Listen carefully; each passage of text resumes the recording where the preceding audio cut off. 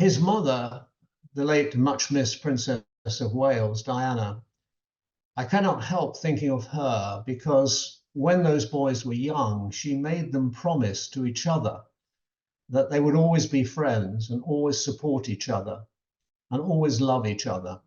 And I hope maybe the return to his hometown, Prince Harry will think upon his mother's words and perhaps start to make amends. My name is Michael Cole. I was formerly the BBC royal correspondent and then the arts and media correspondent. I was a journalist for, well, since 1962, which is already 62 years. Not all of them spent on the royal beat, but many of them. Wrote my first royal story about the king when he went to Cambridge in October 1967. So that is already 56 years ago. It is said that no one leaves the battlefield unscarred. And with that in mind, Prince Harry set up, and he's to be applauded for this, the Invictus Games. Invictus, a word which means unconquered. And he'd served 2 tours of duty in Afghanistan, and he came back to Britain on a cargo plane with the coffins of dead British soldiers as company on that flight. And he knew wounded soldiers, friends of his, associates, colleagues, comrades. And he went to America and he saw the Warrior Games, which has been long established in America, but he set up something international.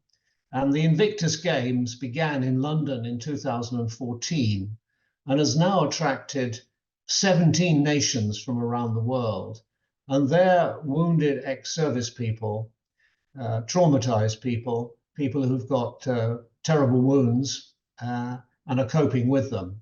They are taking part. The last Games was held in Dusseldorf on the Rhine in Germany.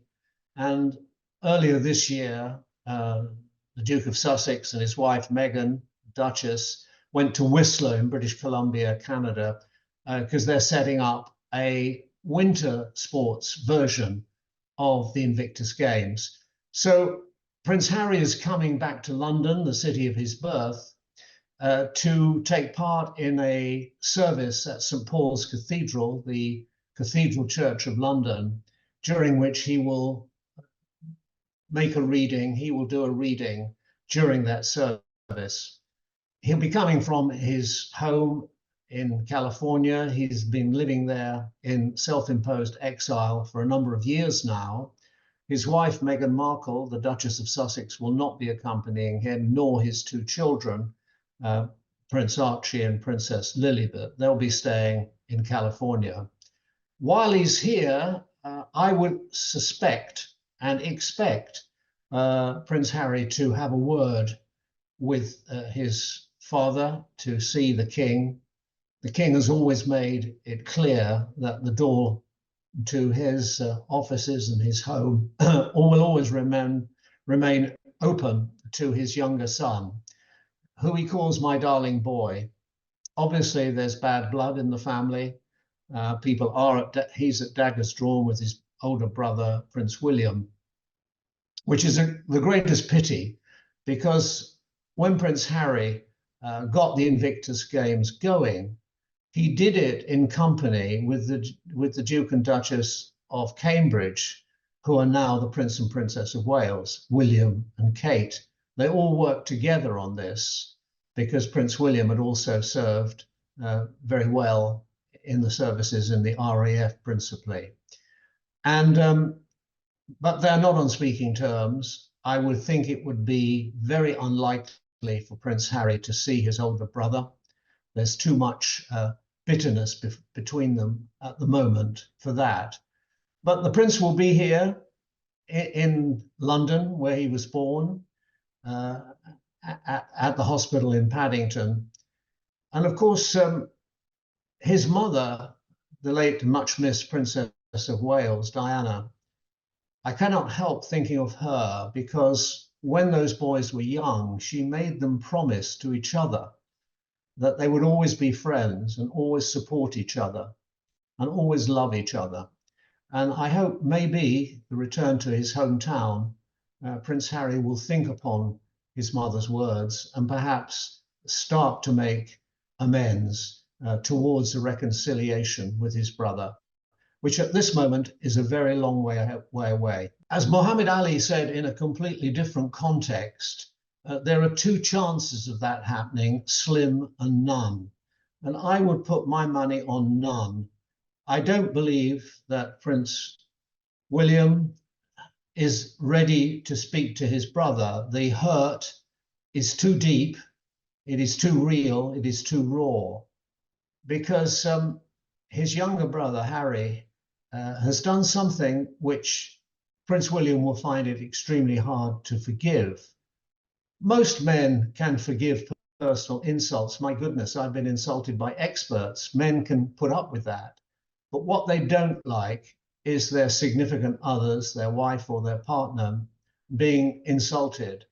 And I'm afraid Prince Harry and his wife, Meghan Markle, have said unkind, cruel, and quite honestly, unrealistic things, untrue things about the Princess of Wales, Kate. And that will come very hard for William for that to have happened, because before Prince Harry married and was engaged to Meghan Markle, the three of them were very, very close together. Prince Harry was very close to Kate. He was always in their apartments at Kensington Palace.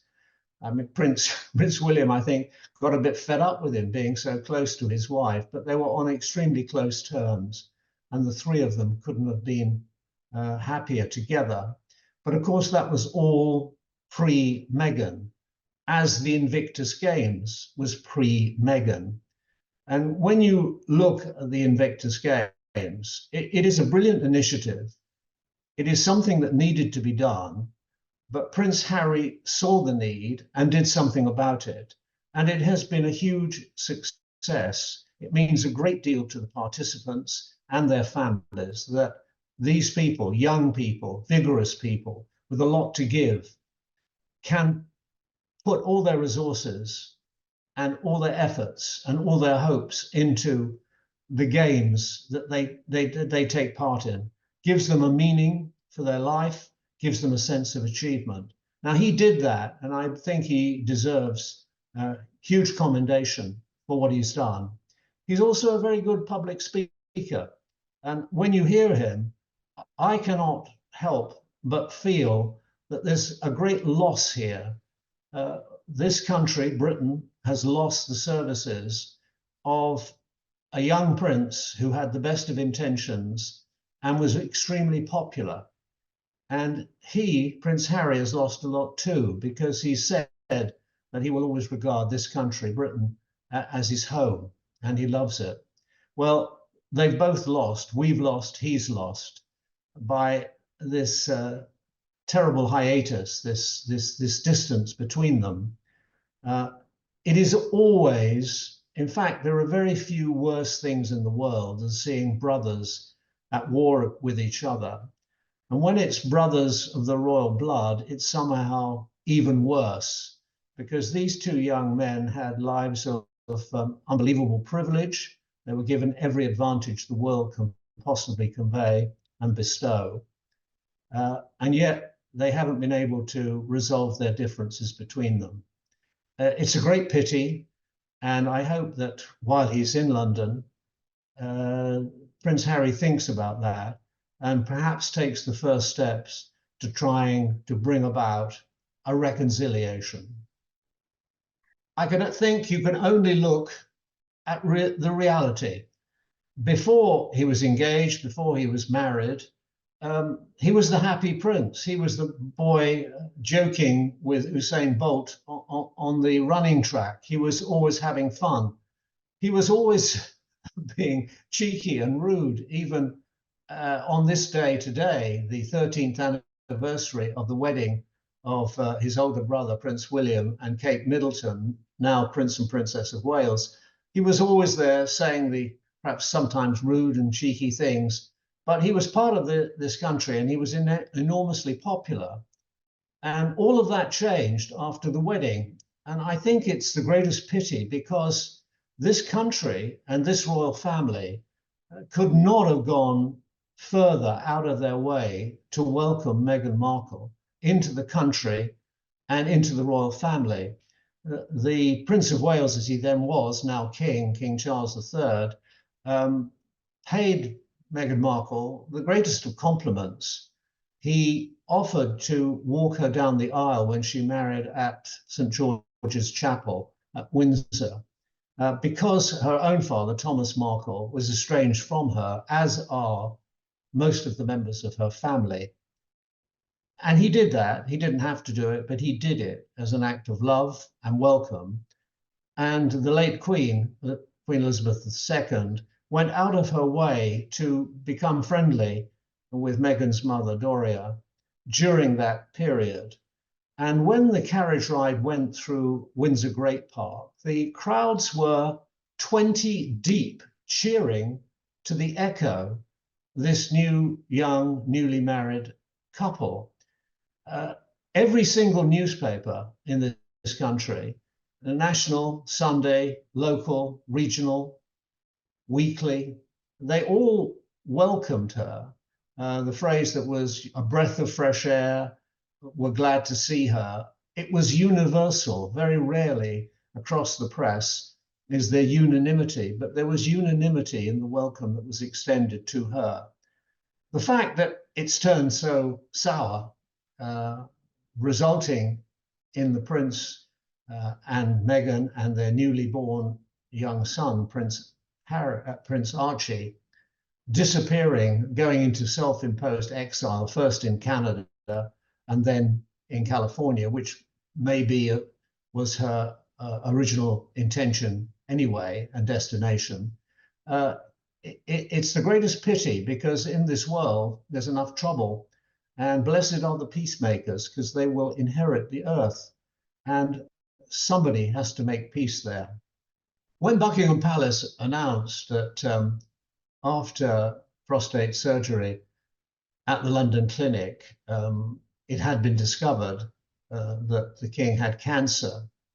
After that announcement was made, Prince Harry flew overnight from Los Angeles, 5,000 miles, to London in order to see his father. The meeting took place either at Clarence House, the home of the king, and it either lasted 30 minutes or 35 minutes, certainly under an hour. But the king waited to see his younger son, and then he went off to Sandringham House by helicopter to continue his treatment and his recuperation and recovery from the cancer treatment that is now he's now undergoing. So the king has always made it clear that his door is always open. There's always a place for the prodigal son. In the Bible, the profligate, wastrel, prodigal son comes back, and his father, as it says in the Bible, falls upon his neck. In other words, he embraced him, he kissed him. But that only followed the son making recompense, making apology, making it clear that what he had done wasn't right, and he regretted it. Well, on the part of Prince Harry, there has been no regret at all about what has gone on. And before there is a reconciliation, Prince Harry has got to mend some fences. And I would say he has to mend enough fences that might enclose and encircle the 20,000 acres of the Sandringham estate.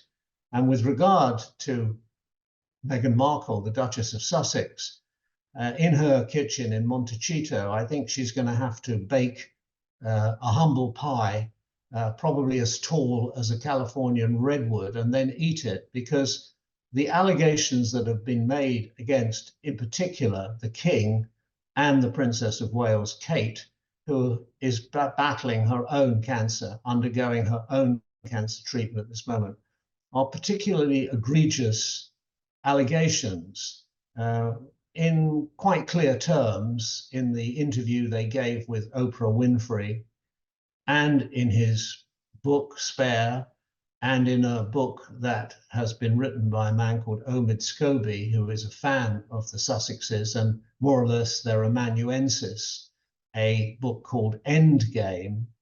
The allegation of racism was clearly made, that Meghan, when she joined the royal family, was shown disdain and coldness and a racist attitude. Now, racism is a very toxic and egregious charge to make, because to refute it, you have to prove a negative. You have to prove, I am not what you say I am. And that's very difficult. And of course, there will always be impressionable people, simple minds, who will say, well, perhaps there's some truth in it, even if the charge is entirely bogus.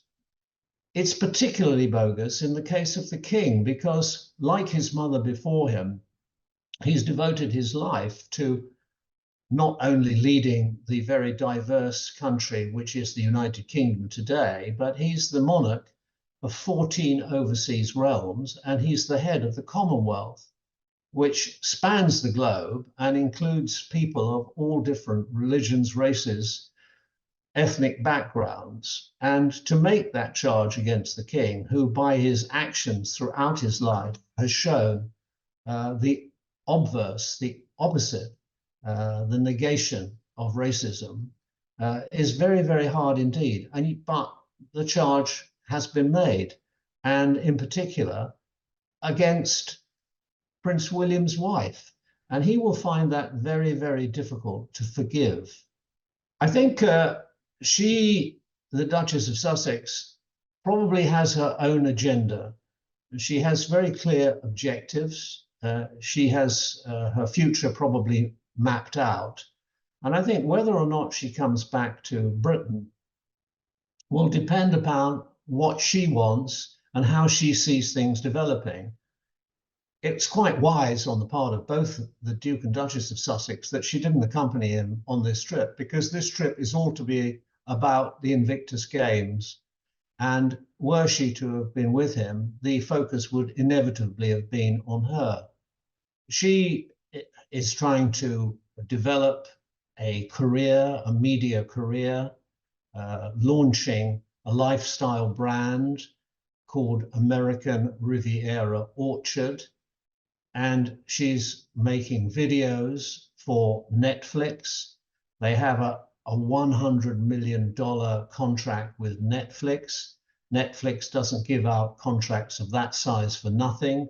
They expect a payback.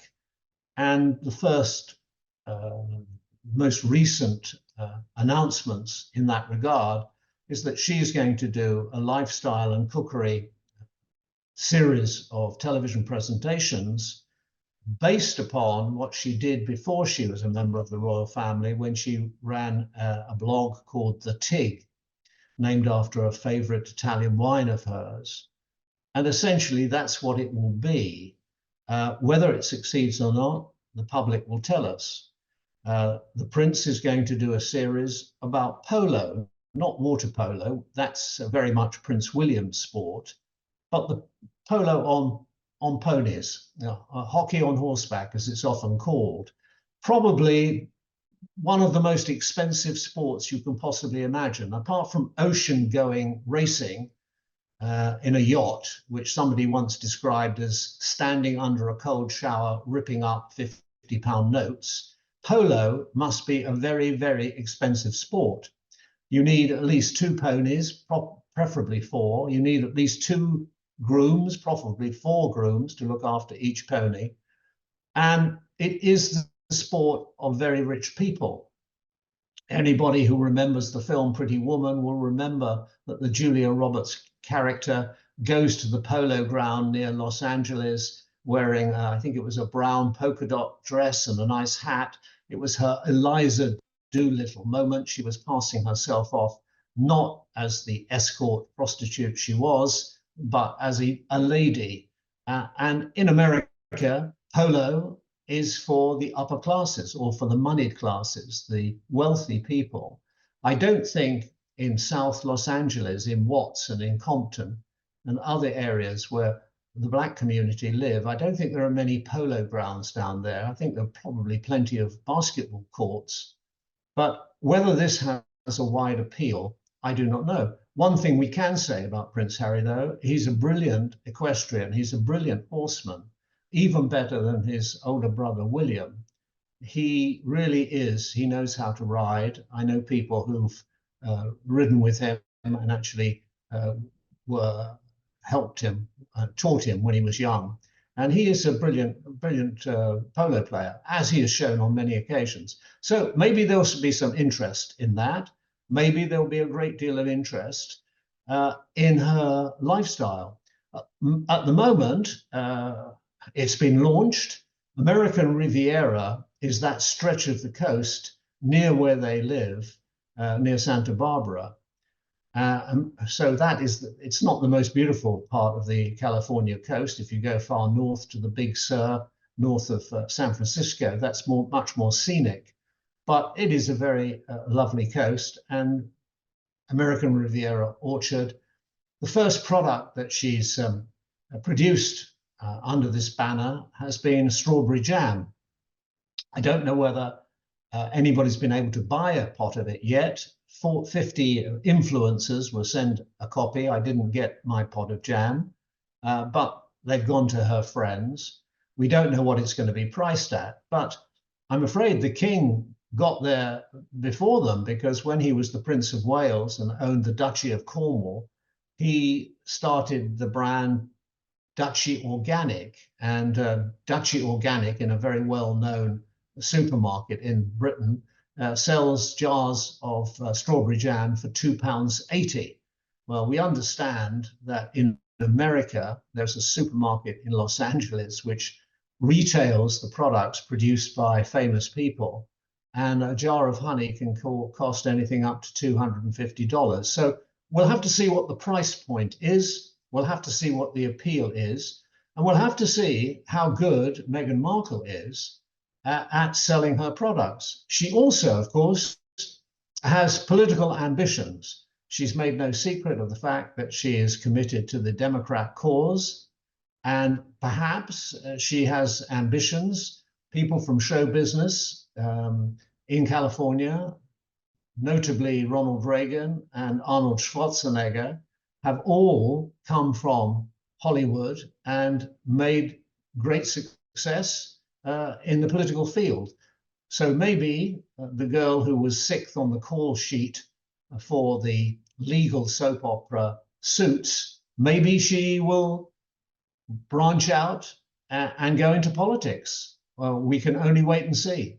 The Prince and Princess of Wales are a very united couple, and the Princess, when she made her historic and very brave announcement of her health condition, her diagnosis of cancer, she made it very, very clear, while reaching out to other people around the world who have cancer, how much she had gained by relying upon and getting the comfort and support of her husband, William. They are very close together. Today is the 13th anniversary of their wedding, and I send them, and I'm sure everybody else does, congratulations on that day. In Britain, a 13th wedding is known as a lace wedding, and on that day, you're supposed to give, if you wish, something textile, perhaps sheets or tablecloths or something lacy anyway. But of course, it's 13 years of married life, but they were together for 7 years before that. So in a way, they've been together for 20 years. And what a tumultuous 20 years they've been, because they've had 3 children. Prince George, who's now 10, Princess Charlotte, who is 8, and only very recently, Prince Louis has just celebrated his 6th birthday. Besides, that would take up any mother's day job very, very, very easily.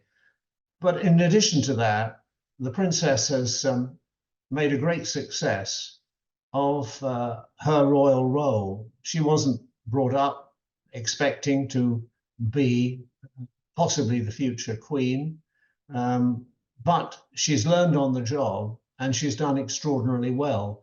If we went to central casting in Hollywood and asked, would you please cast for us the perfect princess, they would come up with somebody like Kate Middleton, the Princess of Wales. And she has shown how to do it. Wherever she goes, she lights up the room. Her interest is very genuine. The very first job she did as the new Duchess of Cambridge after her wedding was at the East Anglian Children's Hospice. And she made a very good speech. Quite a daunting thing, something that Princess Diana never really welcomed, although she got quite good at it latterly. She made a very good speech. She made a very good impression. And she's worked very hard for the good causes of which she is a patron or a leader or a supporter. And the king himself has recognized this. He has paid Kate a singular honor. He has made her a companion of honor. She's the first ever royal personage to be made a companion of honor. These companionships are very rare. There's only 66 of them, and they tend to be people who've made a success in the arts or sciences or literature. And they're invited personally by the monarch to become companions of honor. Only this Order of Chivalry and the Order of Merit, OM, they're within the personal gift of the monarch, and they are greatly prized, even more so than peerages and knighthoods, which can be given for other reasons, political and so on. So the king, I think, probably sees in Kate the daughter he didn't have. He certainly admires her. They're extremely good together. If he refers to her, he refers to her as my beloved daughter-in-law. And obviously, she's going to need all the support that is available. And when she was in the London Clinic, famous private hospital in London near Marylebone Road, the king was in a nearby ward, and he and the Queen Camilla, both went and visited Kate on, I think, two occasions while they were both in that hospital. So they think a lot of her, and she's shown courage, bravery, grace under pressure is, I think, Ernest Hemingway's definition of courage, grace under pressure. And she certainly showed that. With her broadcast, she wrote every word, she delivered every word, she did so perfectly. And I think she's to be commended. And we can only hope that she makes a prompt and full recovery, because her children and her husband, and indeed the country, are depending upon it. The coronation was a great event, a blaze of colour, marching bands in front of a golden coach taking the monarch to the ancient abbey to be crowned upon a throne in which the stone of destiny from Scotland rises and has been there for every coronation in recent centuries.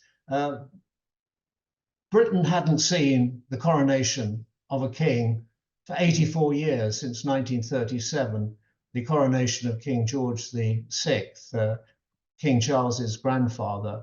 So it was a splendid occasion, and it was carried off brilliantly. I'm one of the few people still around who can remember the Queen's coronation on the 2nd of June, 1953. I was 10 years old at the time. And that coronation was the birth of the television age. My father went and bought a 12-inch black and white television from Curry's in Wembley High Street. And in our back room, 17 people, I didn't think we had 17 seats in the house, but counting the piano stall, we had 17 seats. people sat there and watched the flickering black and white image for hours on end with only my mother's luncheon meat sandwiches to sustain them until the very last frame of the coverage of the Queen's coronation.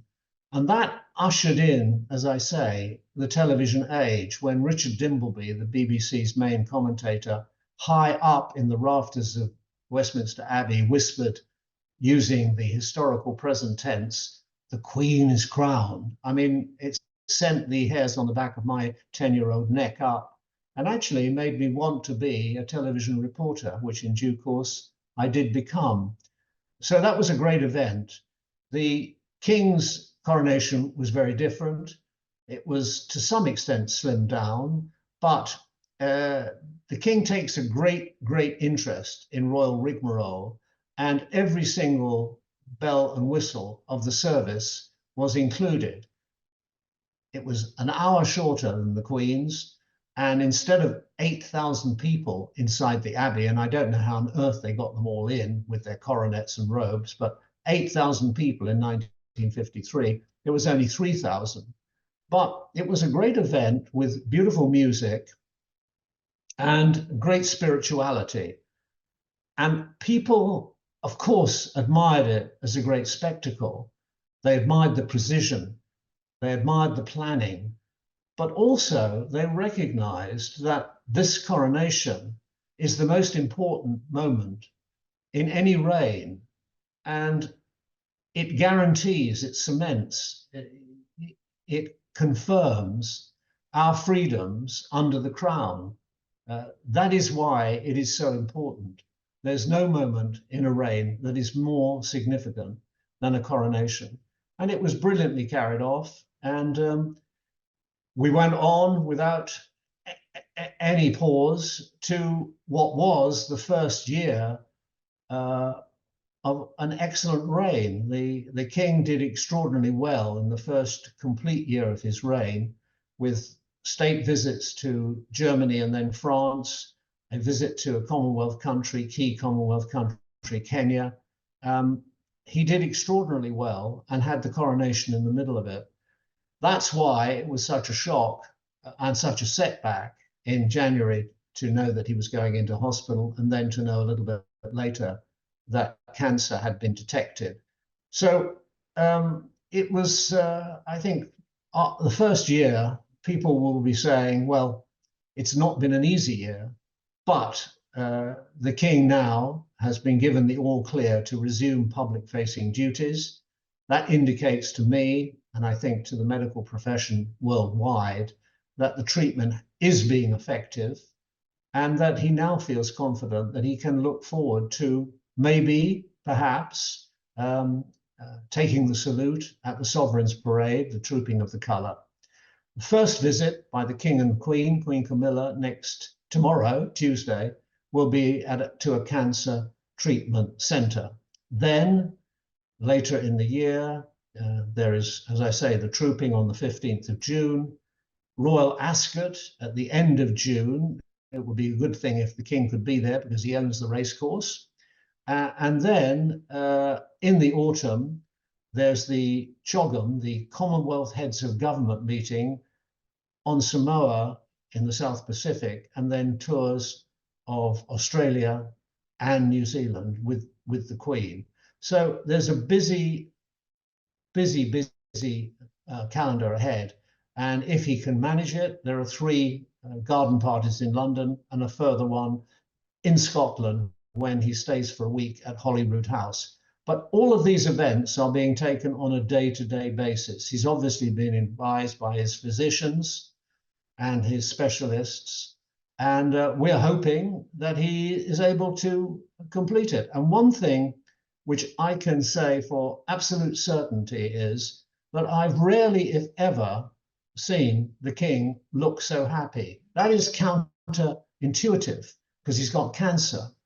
But when you saw him coming out of St. George's Chapel, Windsor on Easter Sunday, he looked very happy to meet the people who were there. He was never a great one in the Diana days for walkabouts and pressing the flesh, but he seemed very, very happy to meet the people and talk to them. And I think he was very glad to be back to the day job, because it is a job that only he can do. He's unique. He's the head of state. Nobody else can do that job. And having waited 70 years, the longest apprenticeship in history, he wants to get back to the job that birth and fate and Kismet has designed for him.